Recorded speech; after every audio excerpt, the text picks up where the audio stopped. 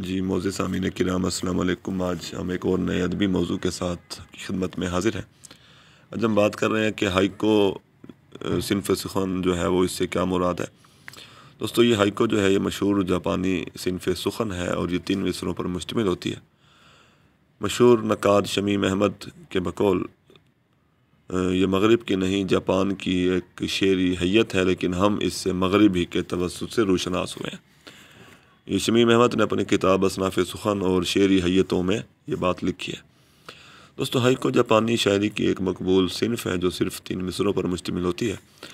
आमतौर पर यह तसव्वुर आम है कि हाइको में सिर्फ़ कुदरती मनाज़िर की अक्कासी होती है, मगर हकीकत यह है कि इसमें इंसानी ज़िंदगी के तकरीबन तमाम पहलुओं को ही हम पेश कर सकते हैं। अदा जाफ़री का एक मशहूर हाइको जो है वो समाअत कीजिए। उसे तो होश ही न था, खुली हथेलियों पे जो निसाब हिज्र लिख गया, कि वक्त कैसे थम गया।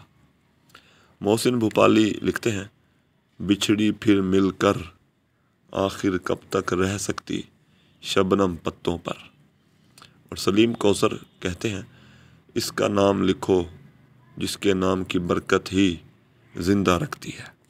तो ये थी हाइको के बारे में चंद अहम मालूमात। शुक्रिया।